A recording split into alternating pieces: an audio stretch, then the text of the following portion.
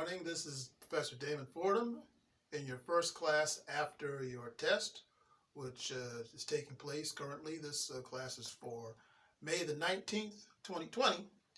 Now, prior to the test, we began to talk about ancient Egypt and the civilization that took place there. Now, this is covered quite well in your text. I'm going to go through the page numbers of that for when you get the text. But as always, I'm going to mention certain things through this lecture, and I'm going to post some links to various sites which will help you in the event that you still do not have your books. And I understand the books are supposed to come Friday. But having said all of that, let's jump right into it. Now, roughly concurrent to the rise of Mesopotamia, about 3100 BC, or 5,000 years ago. As we discussed with Mesopotamia, Mesopotamia's rise was concurrent with the Tigris and Euphrates rivers. Well, Egypt developed largely among the Nile River. And Egypt's population was a pretty wide mix of people. There's some controversy in some circles over what color or race were the Egyptians. Well, first of all, the modern concept of race that we have today did not even exist until about 500 years ago, and that's another story for world civilization too. That happened like around the era of Columbus and the Enlightenment. But and for those of you who've taken world civilization too, you pretty much know that story about how race was used to justify the transcontinental slave trade as well as colonization. So that happens some 4,000 to 5,000 years in the future. But in Egypt, you have basically a mixed population. The people were a combination of what we would today refer to as Arabs or Semitic people from the north, and the Nubians, who were Africans, who I would probably fit in well with physically speaking, who lived in the southern part of Egypt. Now, this type of terminology gets tricky because you see, the upper part of Egypt was called Lower Egypt, and the lower part of Egypt was called Upper Egypt. I know, makes sense, right? I guess for the same reason that we pronounce it Arkansas instead of Arkansas. Stuff just happens. But in either case, though, they had a lot in common with Mesopotamia. The culture was largely based on issues of irrigation. Its geographical features were there was north of on the Mediterranean Sea, in the east and west, you had deserts in the south, as well as limestone, and so all of these things gave it stability from outside forces. So of course this basically gave it a lot of good protection and the right type of environment to have a sort of empire. So with this long Nile River that goes through a very long portion of Africa, you would have basically a good chance to have a lot of irrigation. So they would develop rulers with intense authority, a complex social order, monumental architecture, which we'll discuss in a little while. And of course, the Nile River, you had a lot of agrarian wealth and good prospects for farming, as well as they developed early states and new means of communication. Okay? So anyway, most of you know that Egypt is in the northeastern section of northern Africa. Roughly 6 million acres were around in the Nile Delta, and people soon began to figure out when the Nile would flood and when it would ebb and flow and so forth. And that, of course, led people to be able to plan when to plant and things of that sort. So let's talk about the ancient dynasties. You had a number of dynasties in ancient Egypt, going back to what was known as the pre-dynastic period from around 3100 to 2686 BC. But today we're going to talk mostly about the Old Kingdom and a little bit about the Middle Kingdom a little bit later on. Okay, so their rule was based on a fellow called the Pharaoh. The Pharaoh was worshipped like a god on earth. He was all powerful. And they kept their lineage in the family. Oftentimes the Pharaoh would marry his sister and have children thereof. Ew, right? But that's just kind of how things were done then. Now, the Pharaoh was not the only god. They were largely a polytheistic society, meaning, of course, that they worshiped many gods, although there was one ruler who was an exception, and we're going to talk about him later in this class. Now, among their other gods and goddesses was the god of Ma'at, goddess of Ma'at, excuse me. Ma'at was basically their goddess of ethical and moral principles. And they had a philosophy based on this Ma'at that essentially said that you were to act with manners and truth and honor within family, nation, community, and God. Okay? And the goddess Ma'at was supposed to have exemplified and taught these particular concepts. And that's kind of important because, while the Mesopotamians taught that, hey, you either act right or you get severely punished, this is where you're beginning to get concepts of morality mixed in with religion, which was actually quite rare in those days. So, along with that, if you look essentially when you get them on page 61 and 62 of your text, it also talks about an interesting little trinity in ancient Egypt. And that was the trinity of the god Osiris, the goddess Isis, and their son Heru. Excuse me for a minute.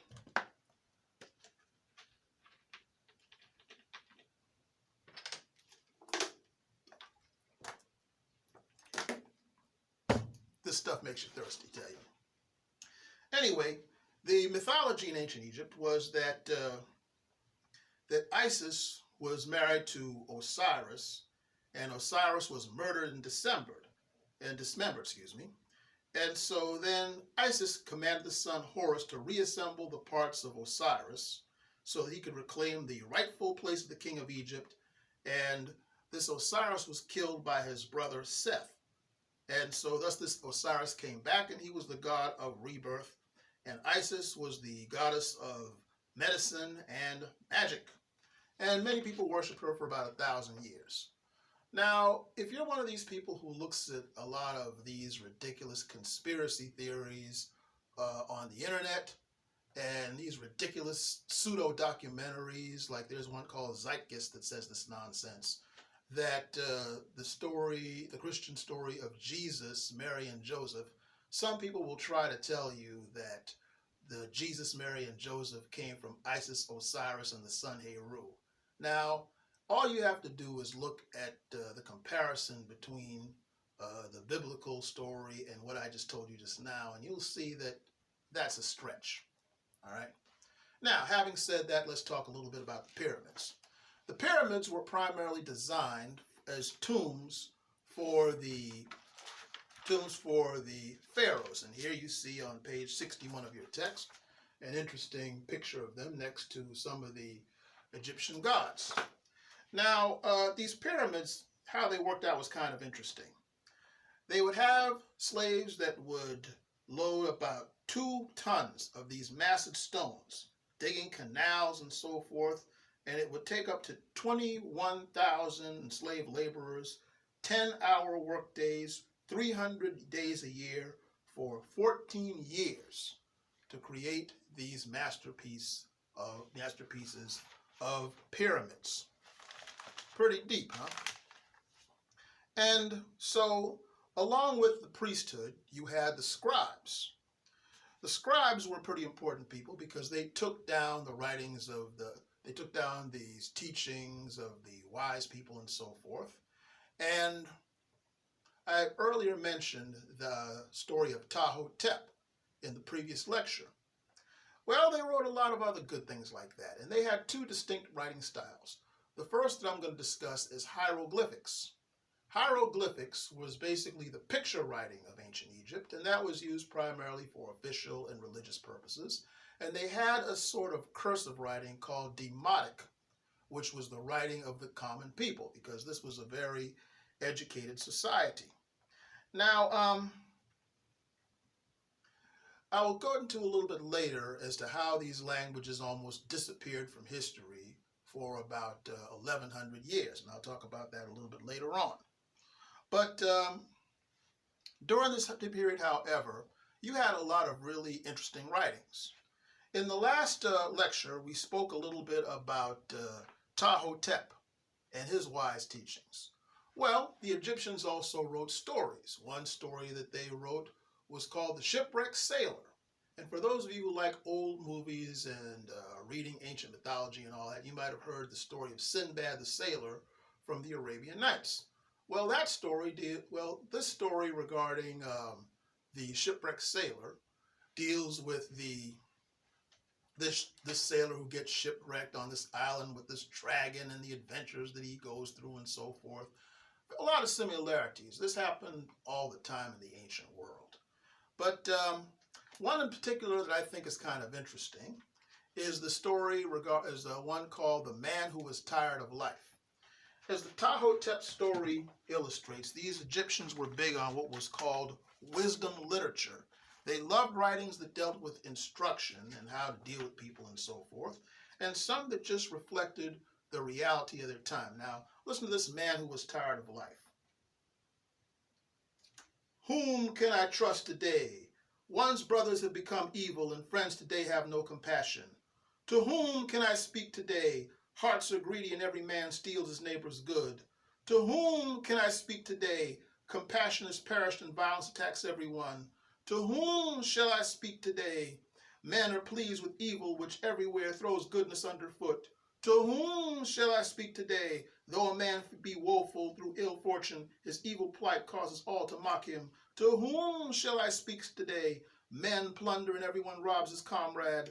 To whom shall I speak today? A reprobate is my closest friend. The companion which I associate with has become a foe. To whom shall I speak today? There is no remembrance of the past, and men now do not treat one another according to one's deeds. To whom shall I speak today? One's brothers have become evil, and one turns to strangers for integrity. To whom shall I speak today? People are indifferent, and every man is sullen to his comrades. To whom shall I speak today?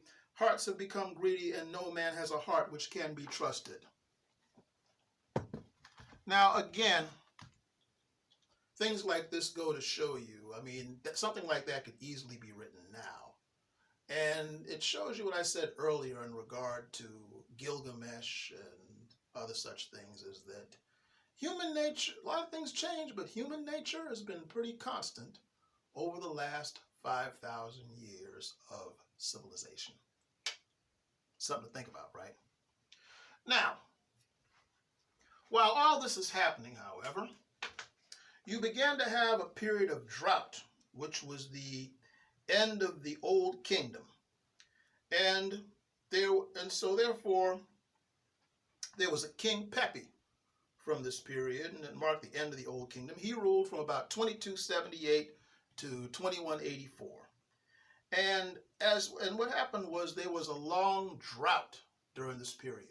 And with the drought, you have these long periods without food and such. And so civilization began to kind of collapse as people were not able to eat or drink or that sort of thing.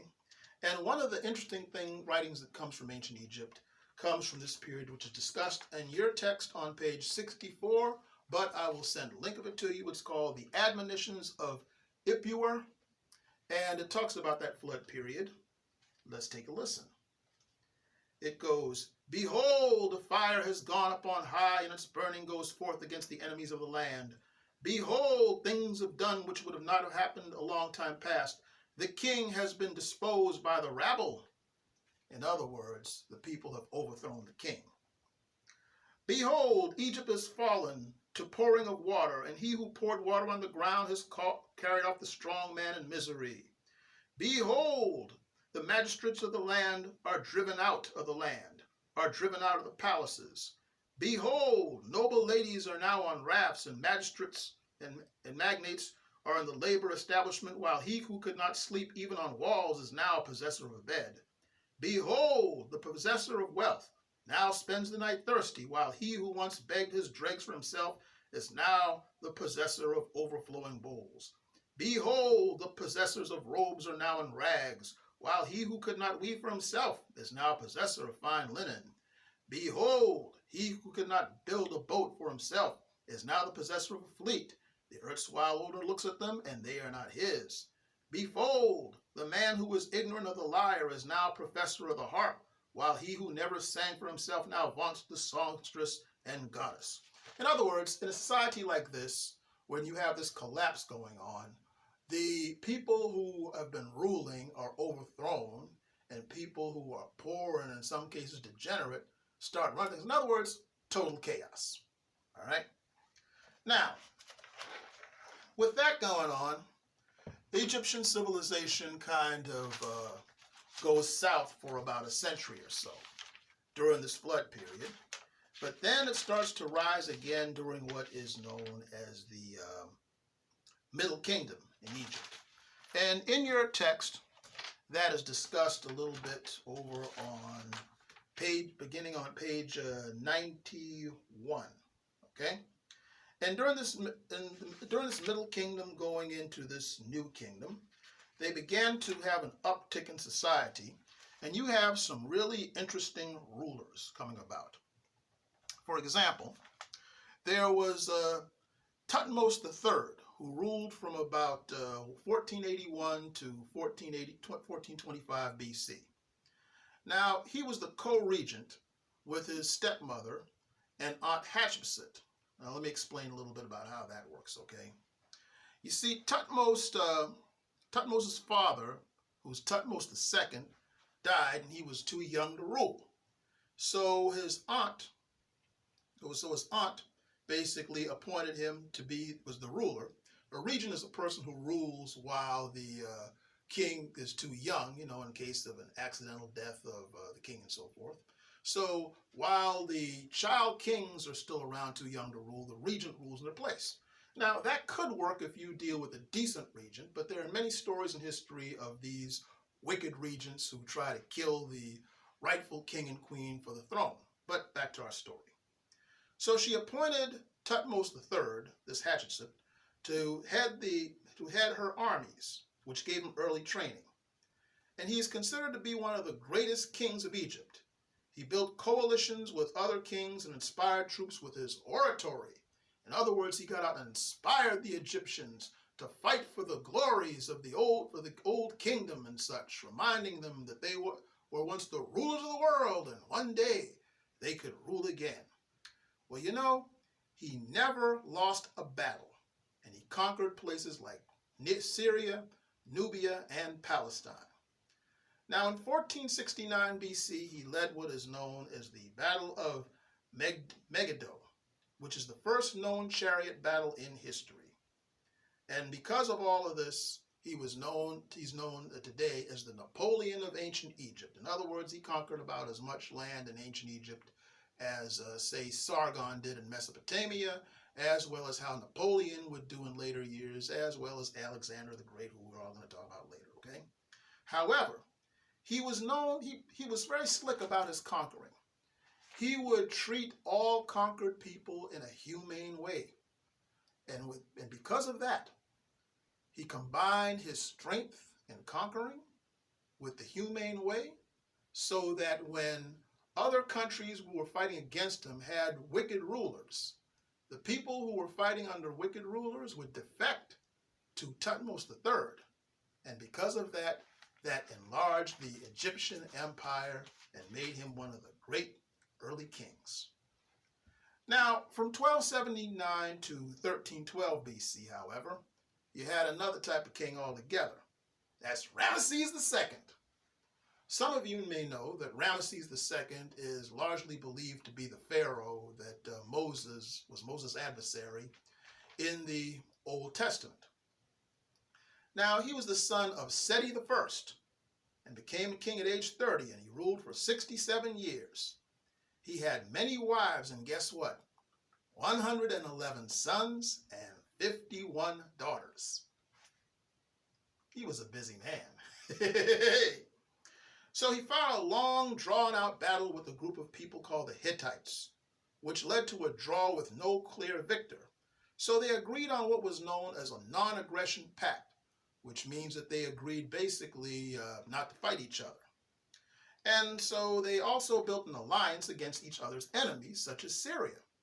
He married a Hittite princess, and he built many inscriptions to himself on monuments. Now get this. This king was such an arrogant blowhard that he would build monuments, and he would sometimes take old monuments and add his name to those on others. Okay? Like he would basically chip off the other king's name that had the inscription on the monument and put his on there. Okay. By the way, the myth that Tutmos was supposed to be Moses is incorrect.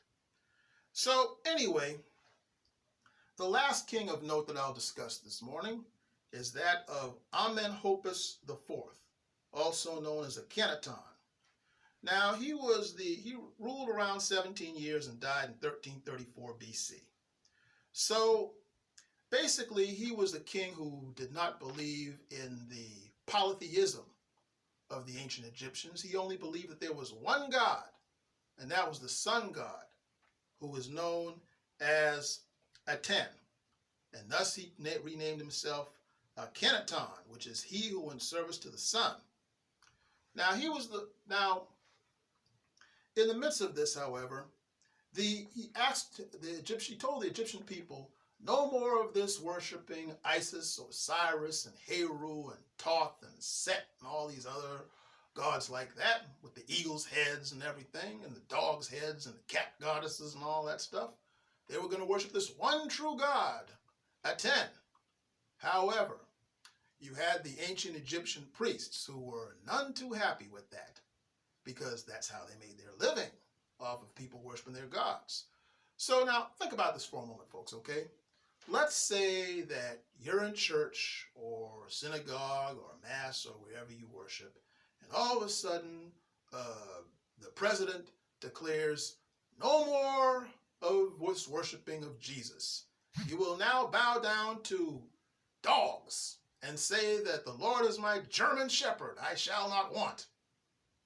I don't think y'all would like that very much, would you?